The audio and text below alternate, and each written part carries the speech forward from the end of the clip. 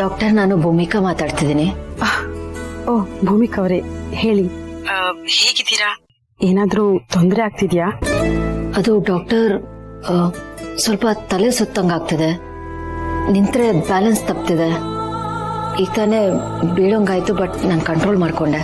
ಓ ಹೌದಾ ಮೇಡಮ್, ಇದು disease progress ಆಗ್ತಿರೋ ಲಕ್ಷಣಗಳು. ಇನ್ಮುಂದೆ ಈ ತರ ಸಿಂಪ್ಟಮ್ಸ್ಗಳು ಸ್ವಲ್ಪನೇ ಜಾಸ್ತಿನೇ ಆಗ್ತಾ ಹೋಗುತ್ತೆ. ಇನ್ನೇನೇನಾಗ್ಬಹುದು ಡಾಕ್ಟರ್? ಅದು ಬೇಗ ಸುಸ್ತಾಗುತ್ತೆ, ಹಸಿವು ಕಮ್ಮಿ ಆಗುತ್ತೆ, ಹಾಗೇನೆ ನಿದ್ರೆ ಕೂಡ ಕಡಿಮೆ ಆಗುತ್ತೆ.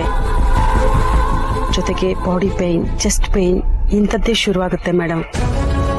ಹಾಗೇನೆ ನಾನು ಮೊದಲೇ ಹೇಳಿರೋ ಪ್ರಕಾರ ನಿಧಾನವಾಗಿ ತಲೆ ಕೂದಲು ಉದುರೋಕ್ ಶುರುವಾಗುತ್ತೆ. ಜೊತೆಗೆ ಎದೆ ಭಾಗದಲ್ಲಿ ನೋವು, ಸ್ವೆಲ್ಲಿಂಗ್ ಕೂಡ ಶುರುವಾಗುತ್ತೆ ಮೇಡಮ್. ಇದನ್ನ ಸರಿ ಮಾಡಕ್ಕೆ ಯಾವ ಟ್ರೀಟ್ಮೆಂಟು ಇಲ್ವಾ ಡಾಕ್ಟರ್? 1% ಹೋಪ್ ಇಲ್ವಾ? ನಿಮ್ಮ ಮನಸ್ಸಲ್ಲಿ ಏನಿದೆ ಅಂತ ನನಗೆ ಅರ್ಥ ಆಗುತ್ತೆ ಭೂಮಿಕಾ ಅವರೇ. ಆದರೆ ಇನ್ಮೇಲೆ ನಮ್ಮ ಫೋಕಸ್ ಏನಿದ್ರು ಕ್ಯೂರ್ ಮೇಲಲ್ಲ, ನಿಮ್ಗಾಗೋ ನೋವು ತೊಂದರೆನ ಕಡಿಮೆ ಮಾಡೋದ್ರ ಕಡೆ ಅಷ್ಟೇ. ನೋಡಿ, ನಾನು ಕೊಡೋ ಮೆಡಿಸಿನ್ ನಿಮ್ಮ ಪೇಯ್ನ್ ಕಡಿಮೆ ಮಾಡ್ಬೋದೇ ಹೊರತು ಡಿಸೀಸ್ ಪ್ರೋಗ್ರೆಸ್ ಆಗೋದನ್ನ ಸಂಪೂರ್ಣವಾಗಿ ತಡೆಯೋದಕ್ಕೆ ಸಾಧ್ಯನೇ ಇಲ್ಲ. ಅಂದ್ರೆ ದಿನ ಕಳೆದಂಗೆ ಇನ್ನೂ ಜಾಸ್ತಿ ಆಗ್ತಾ ಹೋಗುತ್ತೆ. ನೋಡಿ, ನಾನು ಸುಳ್ಳು ಭರವಸೆ ಕೊಡೋದಿಲ್ಲ.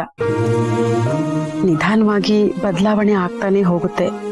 ಇದಕ್ಕೆ ನೀವು ಬರೀ ಫಿಸಿಕಲಿ ಅಲ್ಲ, ಮೆಂಟಲಿ ಕೂಡ ಸ್ಟ್ರಾಂಗ್ ಆಗ್ಬೇಕಾಗತ್ತೆ. ನಂಗೆ ಭಯ ಆಗ್ತಿದೆ ಡಾಕ್ಟರ್. ಗೌತಮ್ ಅವ್ರ ಮುಖ ನೋಡಿದಾಗ ಇನ್ನೂ ಜಾಸ್ತಿ ಭಯ ಆಗುತ್ತೆ. ಅದು ಸಹಜ ಮೇಡಮ್. ಆದ್ರೆ ಒಂದು ಮಾತು ಮಾತ್ರ ನೆನಪಲ್ಲಿ ಇಟ್ಕೊಳ್ಳಿ, ಪ್ರತಿದಿನ ನಿಮ್ಗೆ ಏನಾಗುತ್ತೋ ಅಂತ ನೆನೆಸ್ಕೊಂಡು ಯೋಚನೆ ಮಾಡ್ಕೊಂಡು ಕುಗ್ಗೋದ್ರ ಬದಲು ನಿಮ್ ಬಾಡಿನಲ್ಲಿ ಏನೇ ಹೊಸ ಸಿಂಪ್ಟಮ್ಸ್ ಕಾಣಿಸಿದ್ರು ಇಗ್ನೋರ್ ಮಾಡದೆ ತಕ್ಷಣ ನನಗೆ ಕಾಲ್ ಮಾಡಿ. ಸರಿ ಡಾಕ್ಟರ್. ಹಾ, ಹಾಗೆ ಒಂದ್ ವಿಷಯ ಭೂಮಿಕಾ ಅವರೇ, ಹೇಳಿ. ಮುಂದೆ ಹೋಗ್ತಾ ಹೋಗ್ತಾ ವಾಮಿಟ್ ಆಗೋ ಚಾನ್ಸಸ್ ಜಾಸ್ತಿ ಇರುತ್ತೆ. ಹಾಗೇನೆ ವಾಮಿಟ್ ಅಲ್ಲಿ ಬ್ಲಡ್ ಕೂಡ ಬರೋಕ್ ಸ್ಟಾರ್ಟ್ ಆಗುತ್ತೆ. ಬ್ಲಡ್? ಹಾ ಹೌದು. ಆ ಥರ ಏನಾದರೂ ವಾಮಿಟಲ್ಲಿ ಬ್ಲಡ್ ಕಾಣಿಸ್ಕೊಂಡ್ರೆ ನೀವು ತಕ್ಷಣ ಬಂದು ಹಾಸ್ಪಿಟ್ಲಿಗೆ ಅಡ್ಮಿಟ್ ಆಗಬೇಕಾಗತ್ತೆ.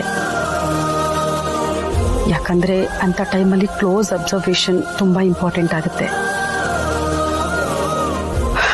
ನೋಡಿ, ಇದನ್ನೆಲ್ಲ ನಾನು ನಿಮ್ಮನ್ನ ಹೆದರಿಸೋದಕ್ಕೆ ಹೇಳ್ತಿಲ್ಲ. ಮುಂದೆ ಏನಾಗುತ್ತೋ ಅಂತ ನಿಮ್ಗೆ ಮುಂಚೆನೆ ಗೊತ್ತಿದ್ರೆ ಅಟ್ಲೀಸ್ಟ್ ನೀವು ಪ್ಯಾನಿಕ್ ಆಗಲ್ಲ. ಸೊ ಅದಕ್ಕಾಗಿ ನಾನು ಕ್ಲಿಯರ್ ಆಗಿ ಹೇಳ್ತೀನಿ.